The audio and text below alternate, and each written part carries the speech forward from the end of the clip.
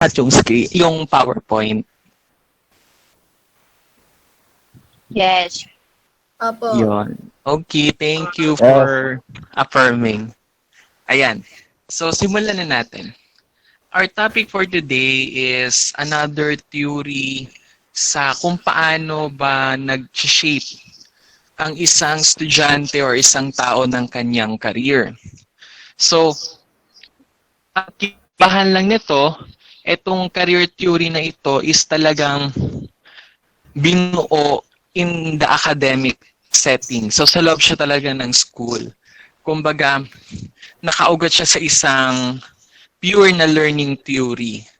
Kaya yun yung medyo kinaibahan niya. Pero, technically, same pa rin naman siya sa mga napag-aralan nating theory before na pinresent ng iba't ibang groups. So, let's begin. The theory for today is entitled The Social Cognitive Career Theory by Robert Lent, Stephen Brown, and Gail Hackett.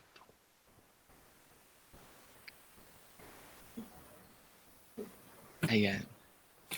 So, syempre, sisimulan natin siya sa mga principles, definition, or sa tenets nung theory.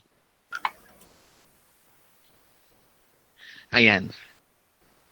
So, SCCT, or the Social Cognitive Career Theory, was developed by Robert Lent, Stephen Brown, and Gail Hackett in 1994.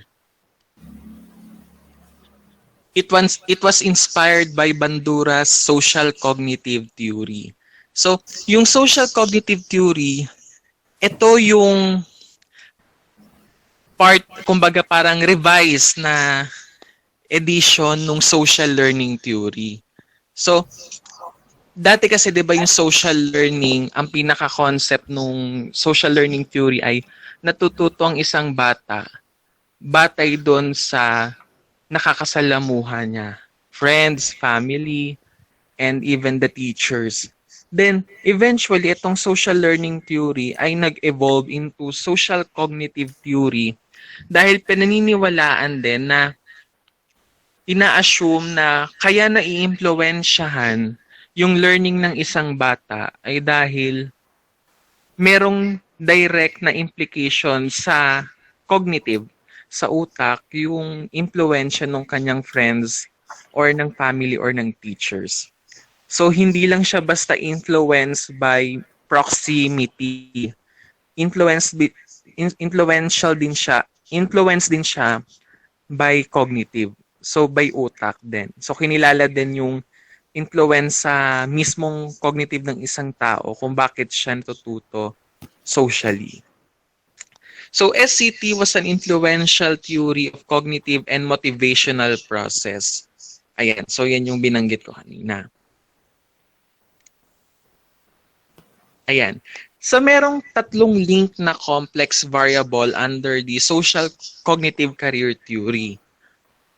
Ito na yung binuo nila Robert Lent, ni Brown at saka ni Hackett from the social cognitive theory ni Bandura. So una, yung self-efficacy. So self-efficacy is an individual's personal belief na kaya niyang gawin yung isang action. So ibig sabihin, ito ay something na changeable. Yun yung kumbaga pinaka binigay na pagpapakahulugan dito. Yung self-efficacy kasi is changeable. So, as a child grows, nagbabago itong self-efficacy. Halimbawa, kung nung bata tayo ay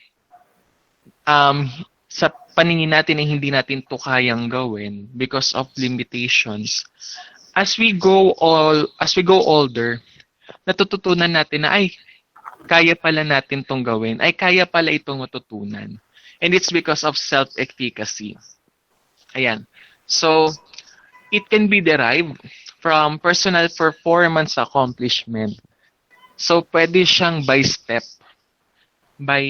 step na accomplishment until you reach the certain time na magagawa mo na yung isang action because of this cumulative or accumulative accomplishments. Pwede rin itong vicarious experiences. So, ito yung kumbaga social learning mismo na kunwari nakita mo yung friends mo na kaya naman nilang gawin yung isang bagay na sa tingin mo hindi mo kaya.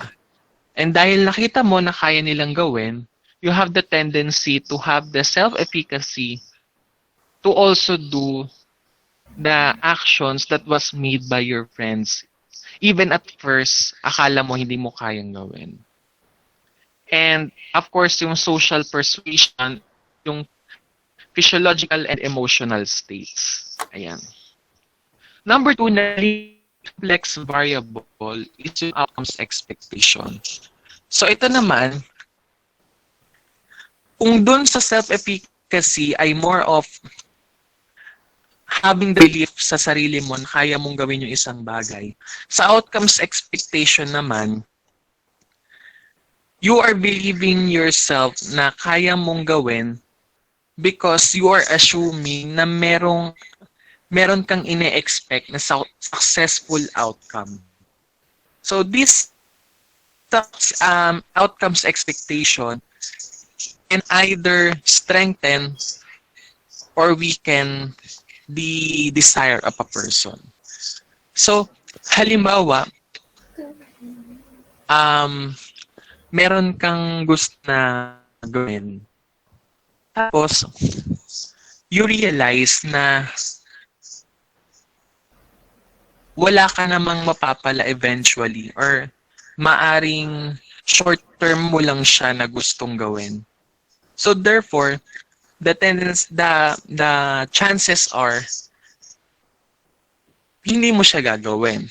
Kasi hindi mo nakikita yung sarili mo na may mapapala eventually after doing that action. Or on the other hand, kung halimbawa meron kang isang gustong gawin na action na uncertain ka kung may mapapala ka, pero nakita mo na eventually pwede kang mag-succeed through that action, it can strengthen your desire for that action. And the third linked complex variable is the personal goal. Ayan. Yung personal goal, ito naman yung intention ng isang individual to engage in a particular activity. So, merong two types of goals. Yung una is yung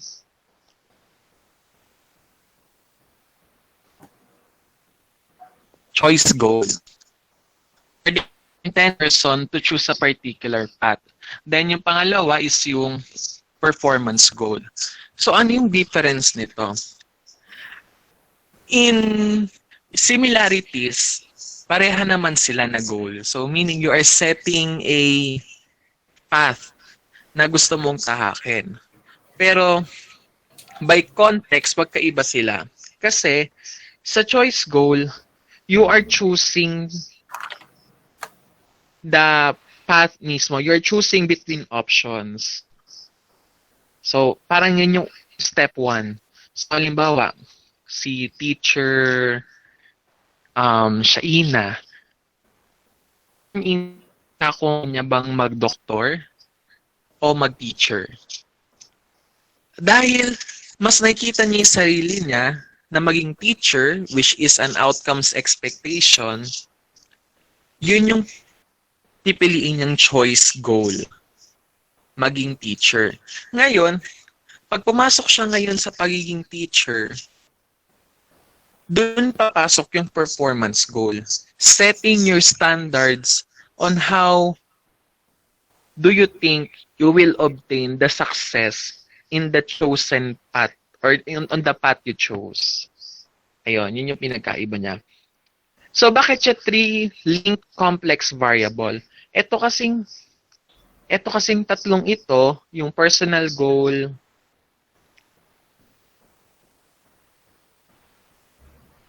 yung personal goal, self-efficacy, at outcomes expectation are three variables working under SCCT. So, itong tatlong to ay parehang tumatakbo during the creation of a person or an individual nung kanyang career na tatahakin. So, these three would be helpful when choosing a career to choose. So, halimbawa, naging BE teacher na tayo someday, and the a student approach us and ask us kung paano siya pipili ng career. If we will refer to this social cognitive career theory, we can help the student through these three linked complex variable. So sa self-efficacy, halimbawa, ang mga tanong dyan is, ano ba yung mga skills na kaya mong gawin that will tell you that you are fit or appropriate for the career na gusto mong tahakin. Sa outcomes expectation, how do you see yourself after taking that particular career or action? Or the goal, what are your intention? Ikaw ba ay pumili course na ito dahil gusto mo or dahil meron lang mga external na dahilan at hindi mo talaga siya gusto? Ayan. So of course, meron ding three interrelated aspects. So kanina, three complex variable. Ito naman, three interrelated aspects. Ayan. Ang tatlong objectives ng SCCT, itong interrelated aspects. So yung una, how basic academic and career interests develop. Isa sa center or isa sa pinaka-sentro nitong SCCT is having your career through knowing your interests. Pangalawa, how educational and career choices are made. So later, meron kaming ipepresent ni Harold na tatlong different na diagram kung paano nabubuo yung desisyon ng isang tao batay sa social cognitive career theory. And pangatlo, how academic career and career success are obtained. So these three are just focusing on the interests of a person. Kasi pinaniniwalaan sa SCCT na your interests or your goals are the results of your experiences, of your learning, of your background, of the influences, and all. So, kumbaga, yung interest, yung bunga nung nakaraan mo na magiging batayan normally ng isang tao or ng isang student sa kung ano yung tatahakin na in the future. Ayan. So let's proceed sa unang model, yung binanggit natin kanina. So ito yung tinatawag nating social cognitive career theory interest model. So in this model, it says that everything starts from the sources of your self-efficacy and outcomes expectations. So, self-efficacy, yung belief mo na kaya mong gawin yung isang bagay. Outcomes expectation, yung pagbuo mo ng inaasahan mong mapapala or magiging result ng action. So, technically, yung sinasabi nating sources of self-efficacy and outcomes expectation, ito yung mga learning mo. Learning experiences and even your background as a student. So halimbawa, sa senior high school, you want to be a STEM student sa science, technology, engineering, and mathematics.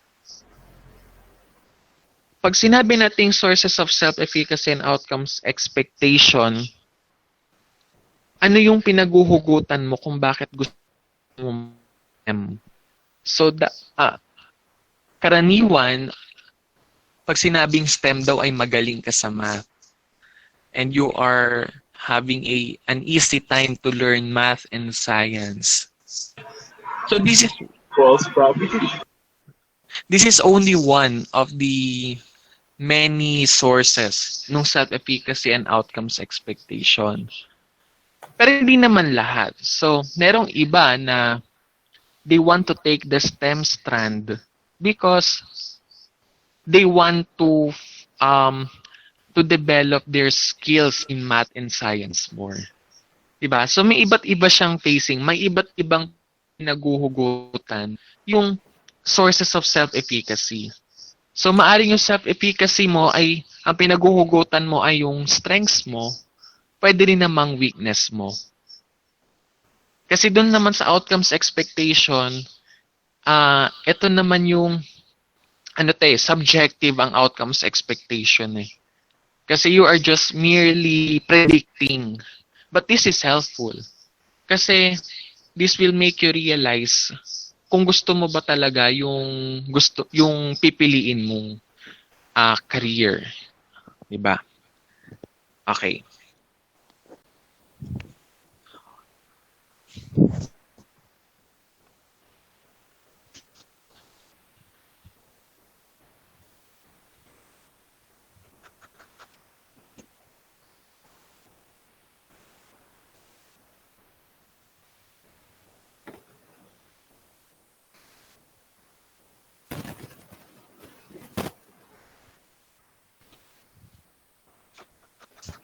Ayun, sorry. Wait lang.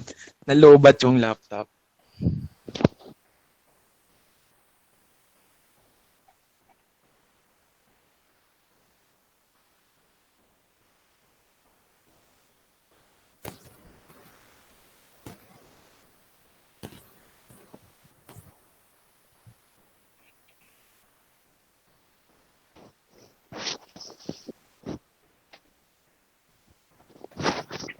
Ayan. After knowing the sources of your self-efficacy and the outcomes expectation,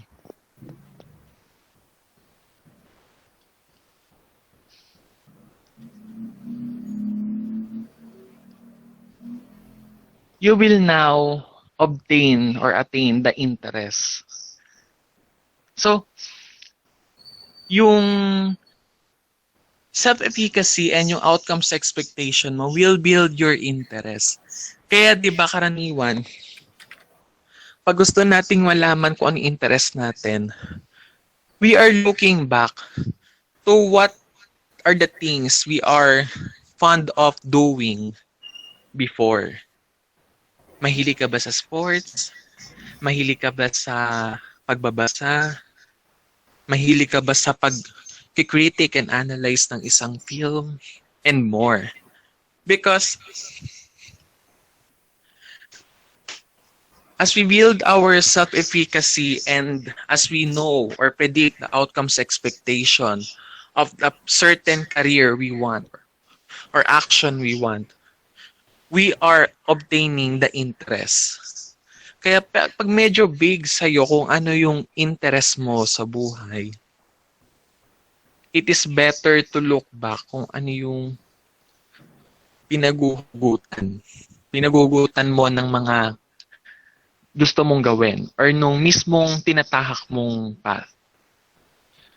And from this interest, together with the self-efficacy and outcomes expectation, is you will now have the intention or goals for activity involvement.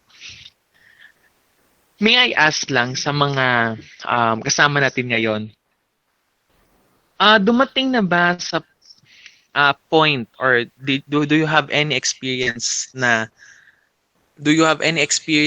na you don't want to engage in an activity dahil um it is not part of your interest.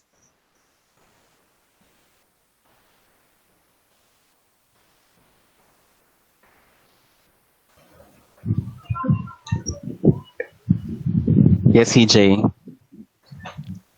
Huwag naman ako, iba naman. Gusto ko rin marinig yung sagot nila eh. Sino ba nandito? Si Tina. Hey, Hi, narinig Tina. ako. Yes. Narinig. Pa-repeat Yes. naman ang question.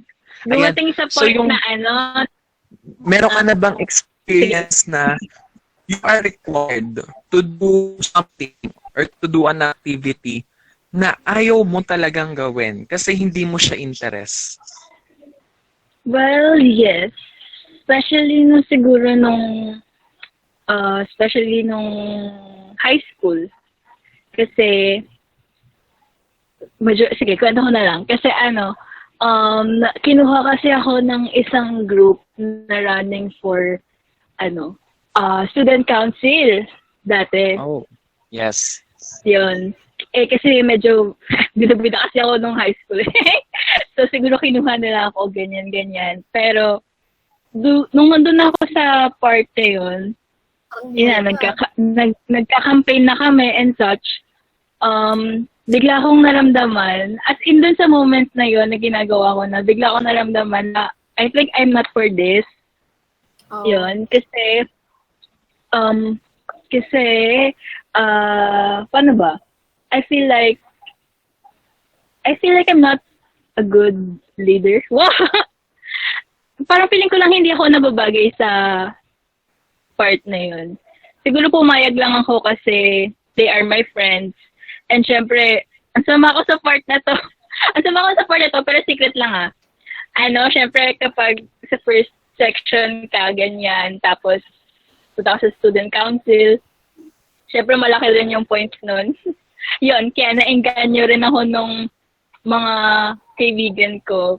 Pero ayun, I realized na it's not for me. So, yeah. Pero support lang. Hindi natatakbo. Yun lang. Oh. Ang drama ko. Sorry. Thank you, Tina.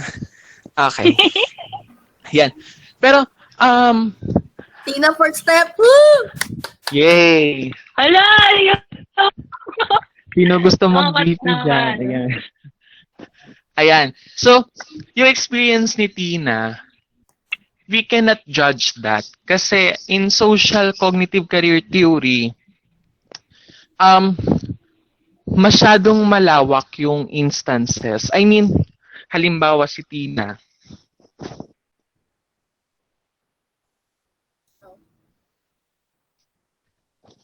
Ayan. Halimbawa si Tina. Sabi ni Tina, she feels that she's not worth it to run for their student government.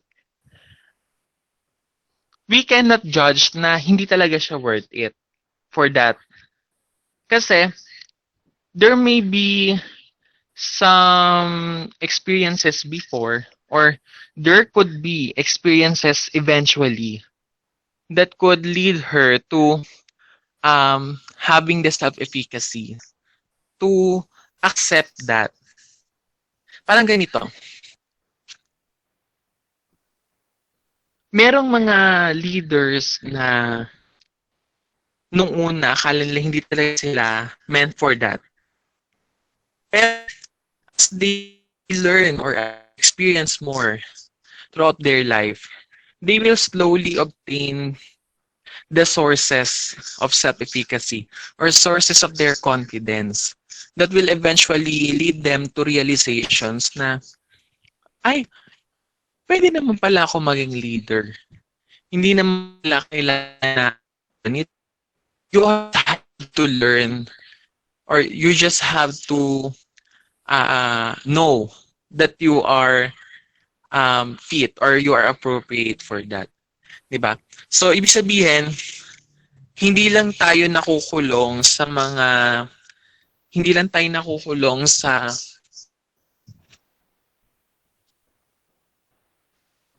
hindi lang tayo nakukulong sa isang career path. Hindi lang tayo limited sa isang path dahil doon lang yung interest natin. Because we have the freedom para matutunan din yung ibang career path. So, kumbaga, sinasabi sa SCCT na before you take a particular path, make it first an interest. Kasi pag hindi mo interest, tas basta mo na lang kinuha, you might have a hard time. But if you want a career or if you want a specific career, tapos alam mo nang at first ay hindi mo kaya, pero you worked and worked, marirealize mo rin eventually na interest ko pala ito. Na yan, tulad ni Tina, even she did not accept that she is part of our, she's now developing her leadership skills sa loob ng step, diba? Ayan. So as well as with everyone in BVE. Ayan. Ganun na naman tumatakbo ito.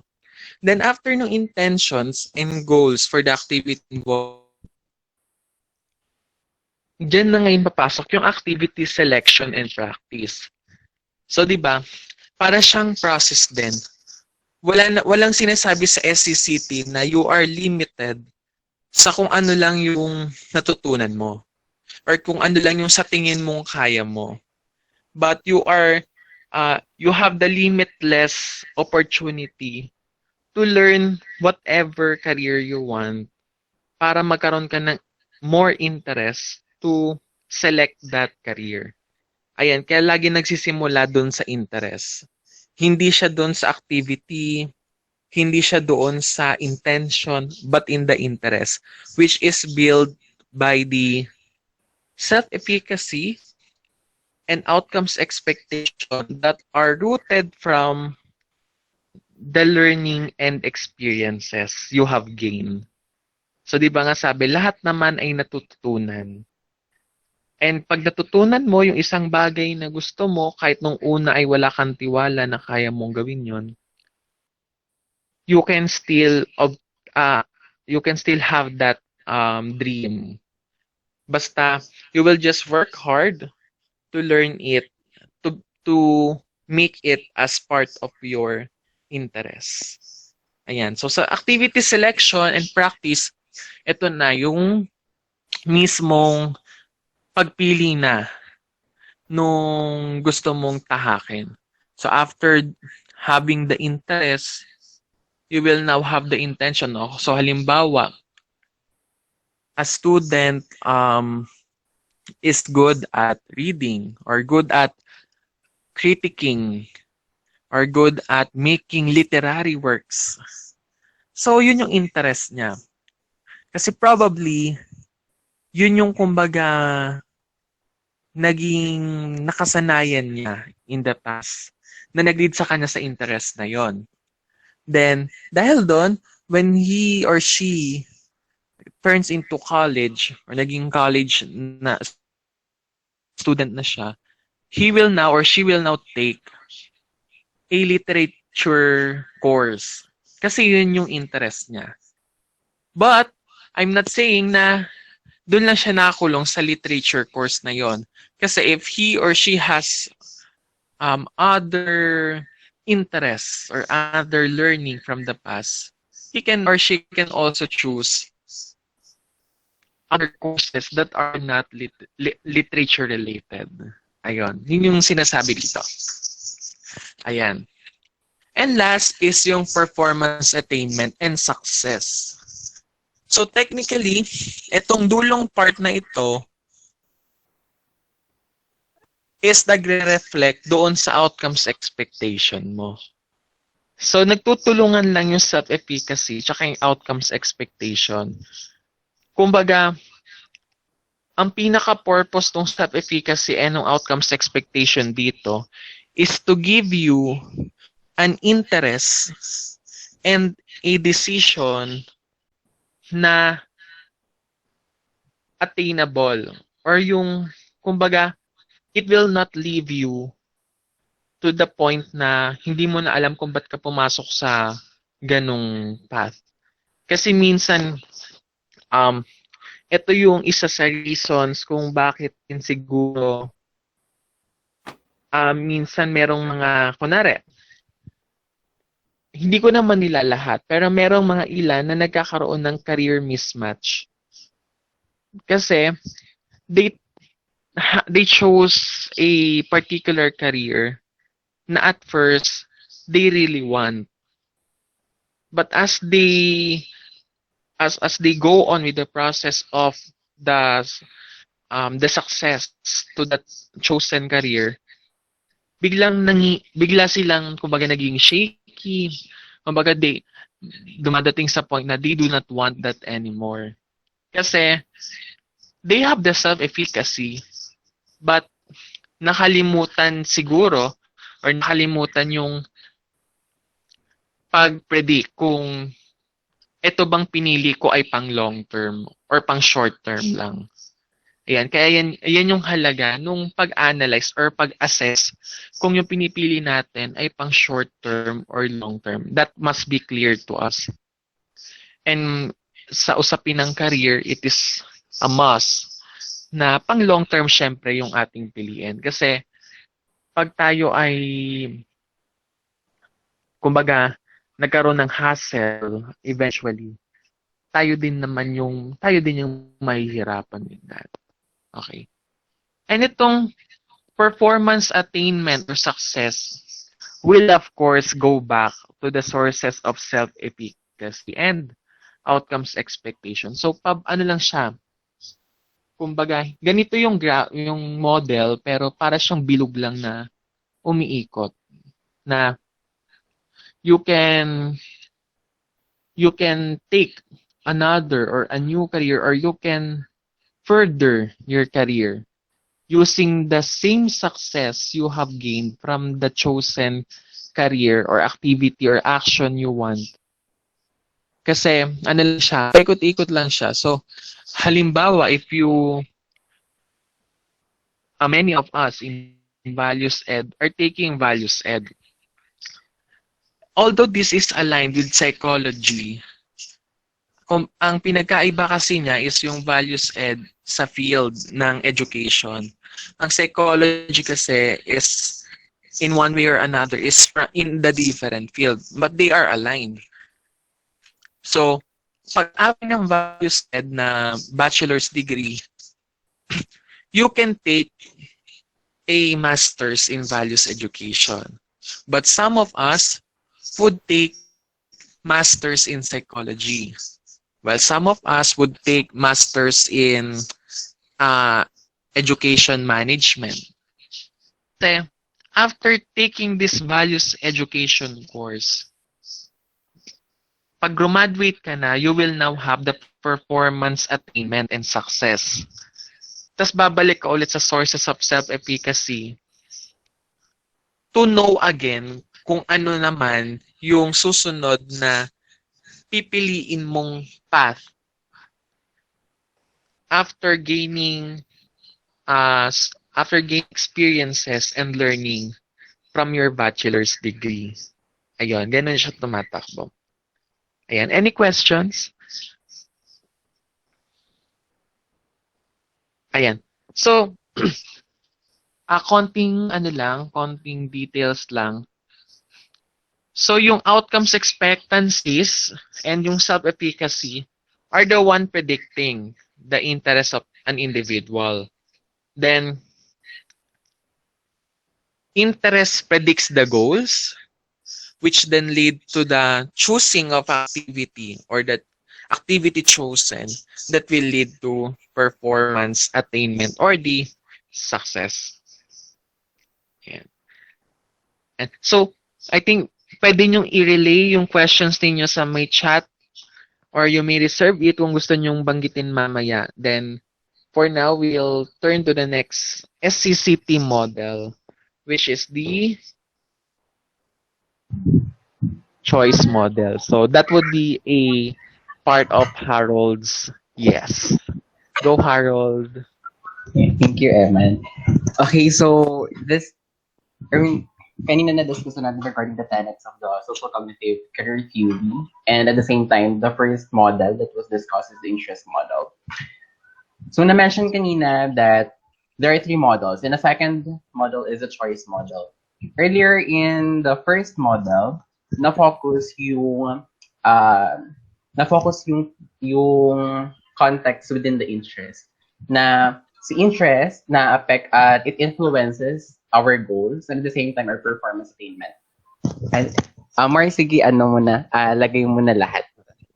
Thank you. Yan, alright. So sa choice model, makikita din natin dito yung context and yung concept na binibigay kanina ni interest model. However, ang difference lang dito kay choice model is that prior to your interest, na-impluwensyahan din ito ng person's input and at the same time yung contextual background. And which affects the learning experiences, and your learning experiences affects or influences your self-efficacy and your outcomes expectation, which later on affects your interests as it influences your choice goals, your choice actions, and of course your performance attainment. Okay, so naiilang ako dun sa video. All right. So sinasabi dito na most of us are intended to pursue whatever we want, the things that we want, no? And that comprises our interest. Then ang mangyayari dito is that your interest sometimes can be supported or can be a potent predictor of your performance of your performance in, of course, in a supportive environment, but not in a restrictive environment. Kaya most likely yung mga interest natin nako-compromise yon dahil sa contextual background natin, sa identity natin. Kaya minsan dito pumasok yung konsepto ng intersectionality. Okay? So let's put in a context na, for example, I'm a student and I all have the resources, the privileges that I may have to continue my learning. And of course, it is a reinforcement or positive reinforcement to learning experiences ko. And it will, of course, boost my self-efficacy and my ideation of the outcomes expectation. Then, so whatever interest that I may have, I could easily pursue it. I could easily continue with it. However, it is different. It is really different with the person that doesn't have the same privilege as mine. Okay, so here in the choice model, it simply means that your contextual background and your identity, it directly affects your experiences at the same time the interest that you may have. And for example, may isang estudyante. For example, yung isang estudyante, his interest is to pursue to become a teacher. Kaso dun sa area nila, iisa lang yung university na pinakamalapit, and at the same time yung family ay low income earner, and yung available na course lang dun sa university na pinakamalapit ay vocational courses. It is whether that person will continue pursuing teaching in other area, or if not, that person may continue to what is available. Kasi doon tinitignan din natin yung pragmatical considerations dun sa pinakamalapit at pinaka-accessible and affordable sa kanila. Now, with that, papasok na din dun minsan yung idea if that primary interest of the person is being compromised because of his background, of his resources and capabilities, minsan may pa-idea na papasok yung second skilling na kung saan despite the situation, the person may still continue teaching or do teaching. Okay. Mars pa next ng slide. Thank you. Sorry. Sige, wait lang. Ay, sige, okay lang. Yun. So, makikita dito sa may sa model, no? Si performance attainment ni person, no? Directly din siya maka-affect dun sa learning experiences. So, these learning experiences, again, would reinforce your self-efficacy and outcome expectation. Okay? So, again, yung pinaka-highlight lang dito kay choice model is, of course, like, you have the choice. You have the choice to pursue your interest. However, in consideration with your contextual influences. Okay. Tulad kanina na mention na if you want to pursue your interest, of course, you set goals. And in setting your goals, of course, it involves, in setting your goals or in making your career choice, it involves choosing your goals. And by choosing your goals, or in achieving your goals, you have to take actions. So again, minsan, tulad ngayon, with our current situation, no, we are in this pandemic. Sobrang laking factor yung status quo ng bawat isa. Especially ngayon na ibang students na nasa province and some college or no for some college institutions or tertiary education institutions, hindi nako-consider yung ibang students. And of course, hindi pa rin tayo makakuha ng, for example, sa nangyayari sa PNU na hindi na-grant yung call natin for mass promotion, knowing na may ibang mga students na hindi talaga maganda yung pinagdadaanan, both financially, mentally, and emotionally. And it will affect their holistical health, and with later on their perspective or in their perception, if they could still, kung kaya pa nilang matapos or kung kaya pa nilang ma-perform yung tasks and performances na meron tayo or na dapat gawin to, of course, pursue teaching in the end.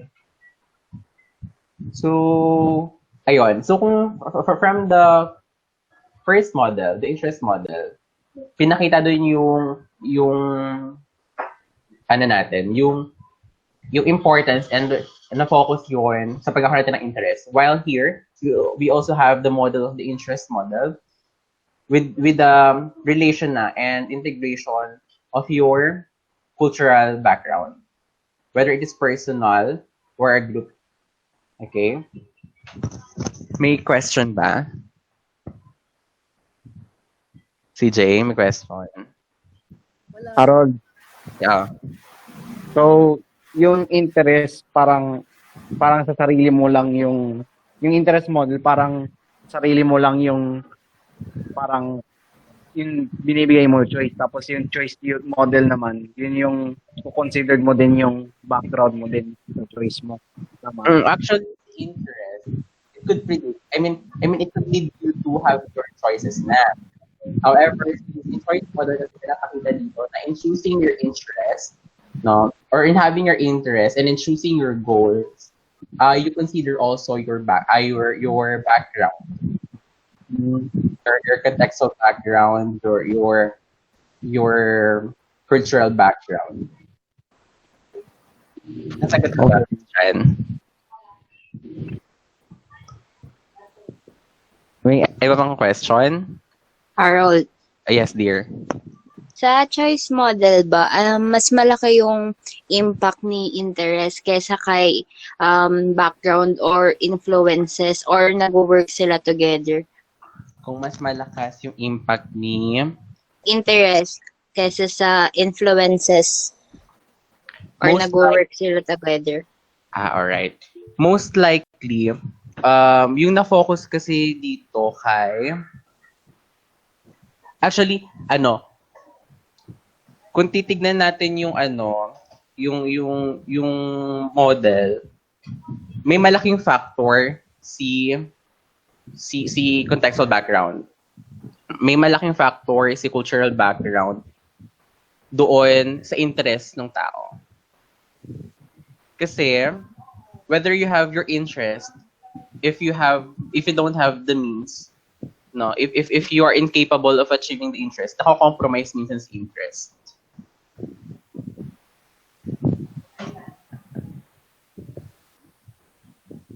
Thank you.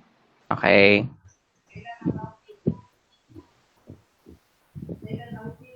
Another question? Meron pa ba? Okay. Mars pa next. Thank you. Alright. So, sinabi dito, according to Len et al., that they propose a background and contextual variables. It explains why people do not pursue an area that he or she has a strong interest. It is because of their contextual variables. Na-mention, sometimes it includes your our proximity. It includes your information about yourself. Okay. And here, the choice model emphasizes the inputs and background context of the person, okay, in influencing. And at the same time, kung di ko nakalimutang i-mention, once the learning experiences based on your contextual background influences your self-efficacy and outcome expectation, as it influences your interest will also influences your goals, your goals and action, and it will affect and influences also your performance attainments. Okay. Kaya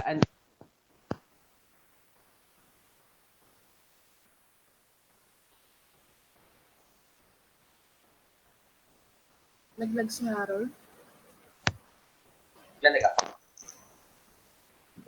Naglalag ako, CJ. Hindi, kala ko naglag ka. Okay. Ayun.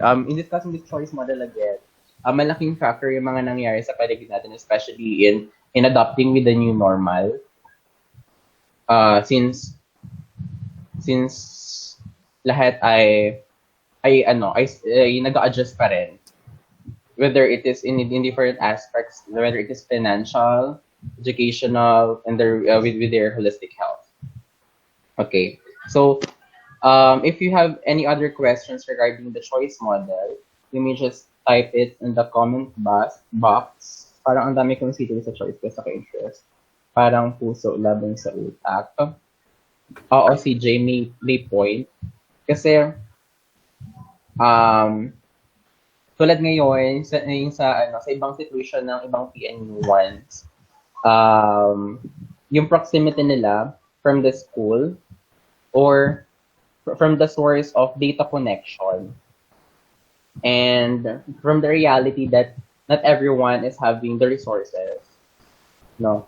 Kaya minsan napapaisip yung iba if they will stop or not. Minsan papasok din dito yung yung perception natin sa bakit papasok dito yung importance ng perception natin sa pagtingin natin dun sa situation na meron tayo.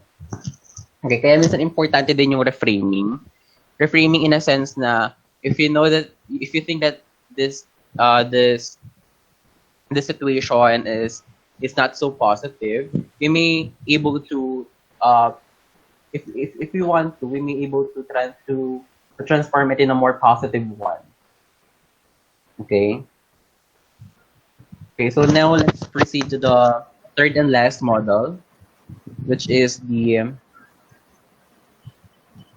performance model.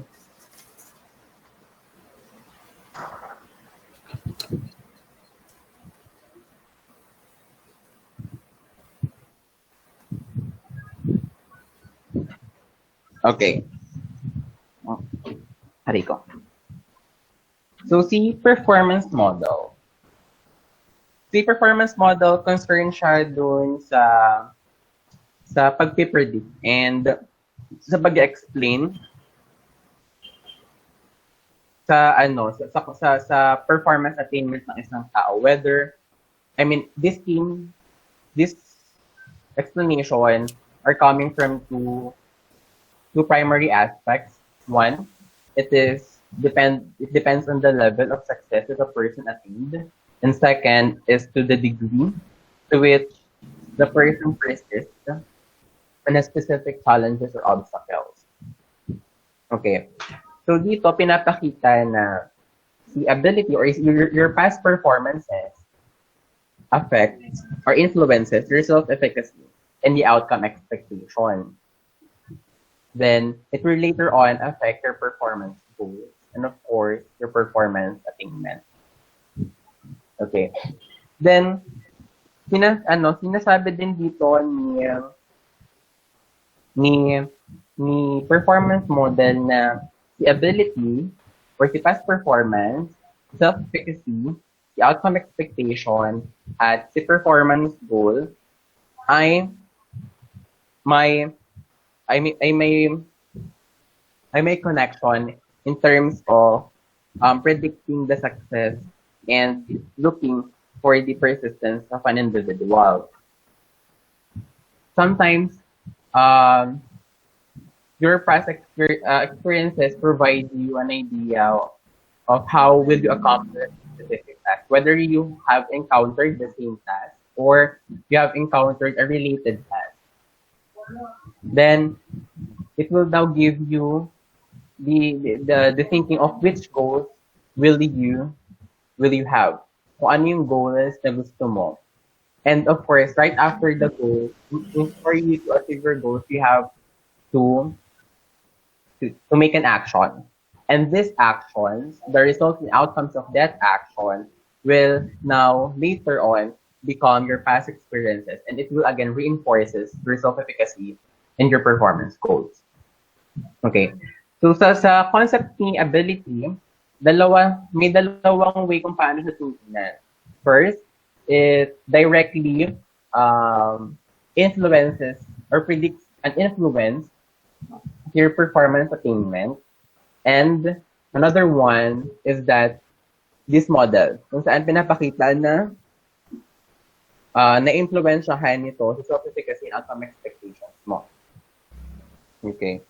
So ngayon, papasok naman, sinasabi dito kung paano binibigyang emphasis yung motivational role ni self-efficacy, yung outcome expectation, at ni performance goal sa performance attainment ng isang tao, because later on, it will, again, like what I said earlier, na kasi na rin yung maging past performance mo. Okay, so, napapakita yung connection between the ability and the motivation. Okay, so to simply put, the performance model, it predicts level of performance as well as the persistence of an individual has in pursuing his or her goal. So ngayon, kung kanina sa choice model is binibigyang importansya, ay binibigyang pansin natin yung contextual background of the person in performing a task or in making a career choice. Dito naman kay performance model, bibigyan natin pansin naman yung abilities mo and your performance based on your past experiences. Okay? Nakuha ba yung pinagkaiba nung tatlo? Or medyo may kaunting bagay na naguguluhan?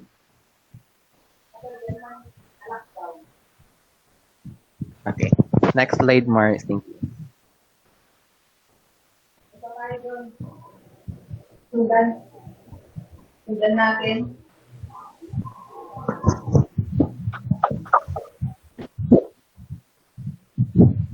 Next na ba? Mars. Thank you. Ay, sorry. Okay lang.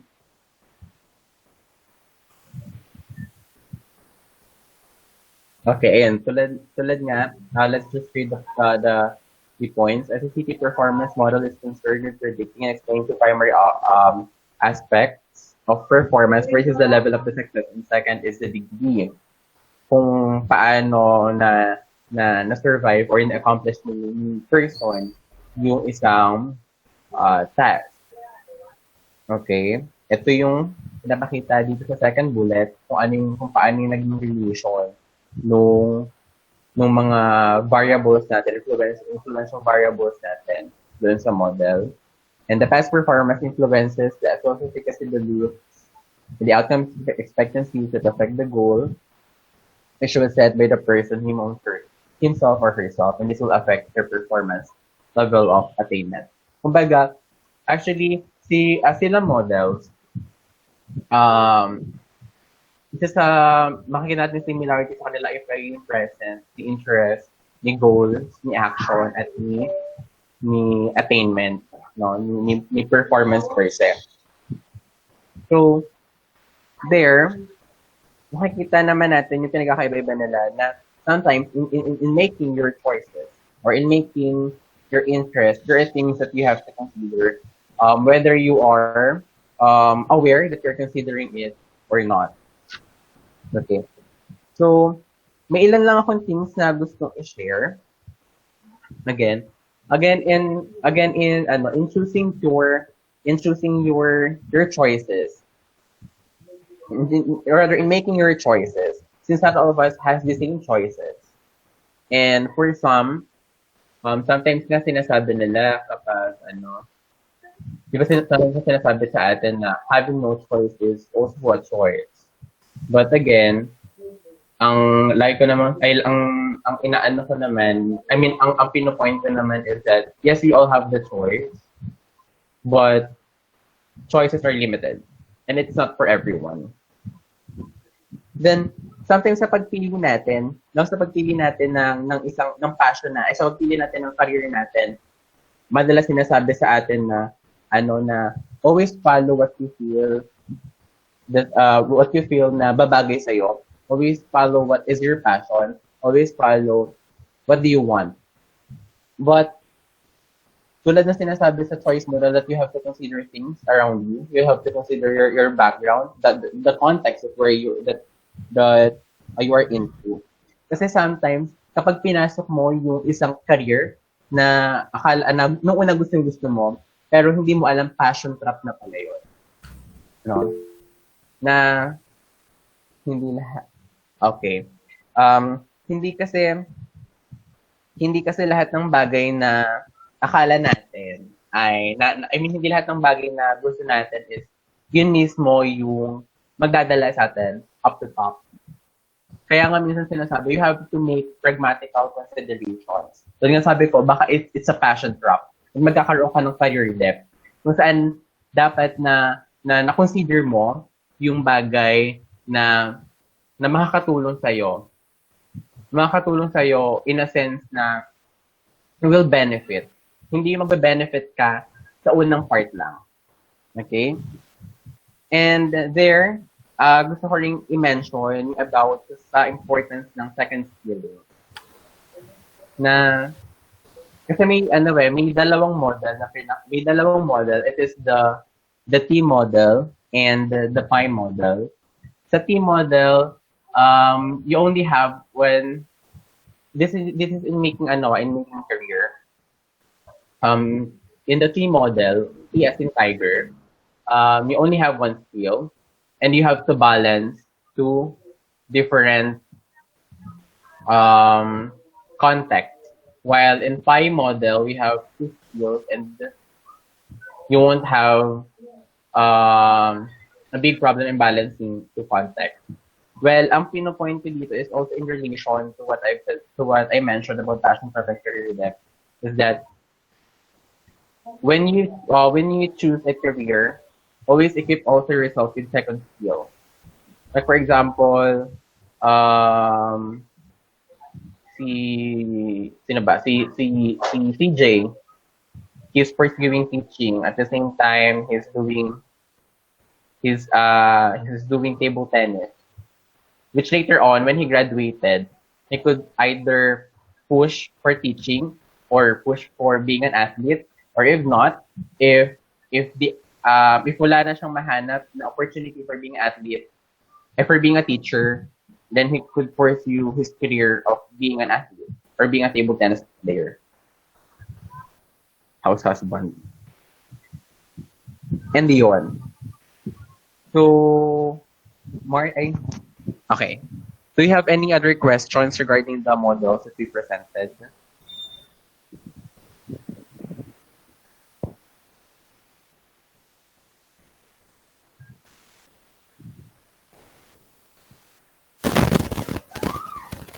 Any questions? Ayan. Ay, Mars, tapos ka na, Mars. Roger. Ayan. So, yung tatlo naming diniscuss na model ni Harold, for clarifications for everyone, hindi siya magkakaibang model. Instead, they are three interconnected models. Kaya siya interest, choice, and performance. Ibig sabihin, para siyang bi-level. Kaya nauna yung interest kasi sa SCCT, ito talaga yung pinaka complex part talaga ng pagbuo ng isang career. Kasi mahalagang ma-analyze natin bilang teachers kung saan nanggagaling yung interest ng bata. Kasi 'di ba merong mga interest na parang dala lang ng peer pressure. Meron namang mga interest na dahil sa tingin nila maganda lang 'yon.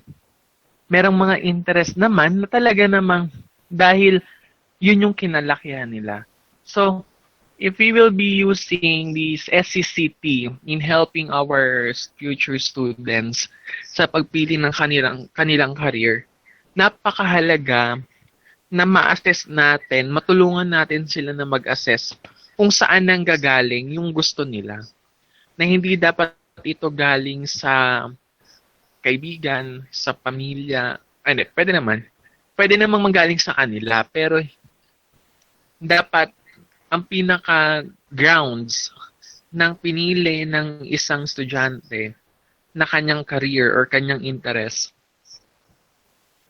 ay dahil skillful siya sa interest niya yun. Or kung hindi man, ay matulungan natin sila kung paano magkakaroon ng foundation para maging full na interest sila yung isang bagay na gusto nilang gawin or gusto nilang tahakin. Ayan. So, any questions? Let's see. I think we'll read from the chats.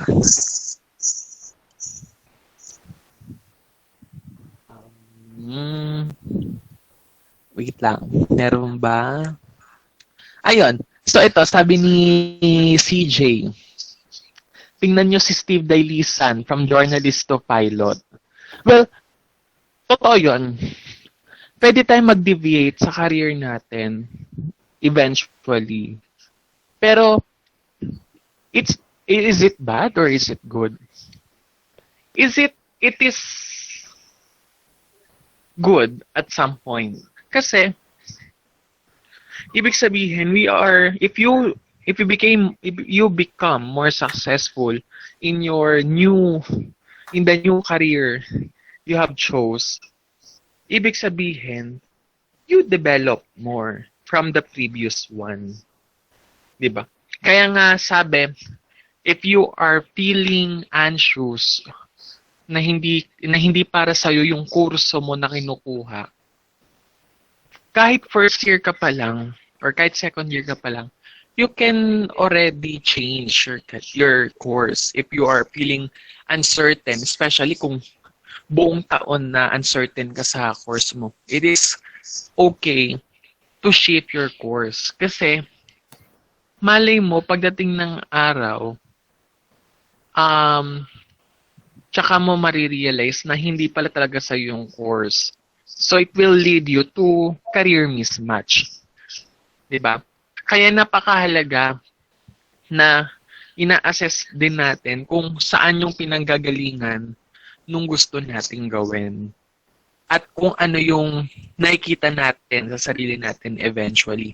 Kaya doon sa dalawang naunang models, it shows that, or tatlo nga ayan, yung self-efficacy, one of its results is yung outcomes expectations.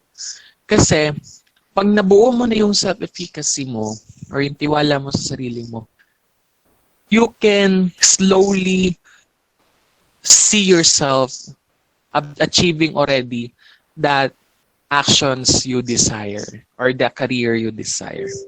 So, yan. Any questions?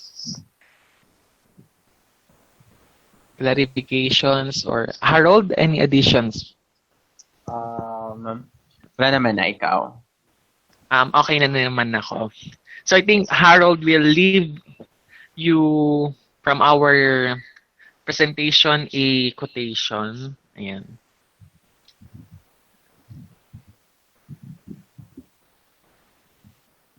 Ayan. So, Ayun. Ikaw na ba, Ini- Mars? sige, ikaw na, Mars. Ayan. I'll give the floor na. I'll give the carpet. Okay. So in making career decisions, people must come to grips with uncertainties about their capabilities, the stability of their interests, the prospects of alternative occupations, and the types they seek to construct themselves. Minsan dito, pumapasok yung on how papasok yung concept on how we view, we see, and at the same time as we contextualize ourselves. Kasi minsan sa pagkuha natin sa pagbuo natin ng interest, we always consider, of course, what we want. We consider the things around us. And of course, when you pursue a specific, or when you pursue a goal or a specific performance, you cannot just be complacent on that. Okay, and in that way, you able to construct your own self as you, whether as you continue or whether you will start again. Okay, any addition, dear? Ayan. So, ano ang pinaka-takeaway natin sa SCCP? Ang pinaka-takeaway natin is yung knowing the value of an individual's interest and knowing what is the sources or what are the sources of these interests. Kasi these interests will give us the idea of who will be or give the idea of the person na magiging tayo in the near future, and will also give us a preview of the choice and the process that we will make to obtain the success in career. Ayan. And with that, we are ending the social cognitive career theory. And we thank everyone for joining us this afternoon.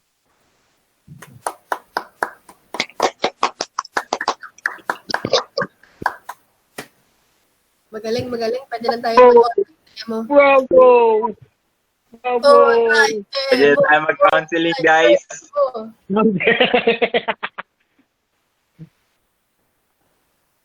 Ayan, so kamusta naman kayo lahat? Ayan.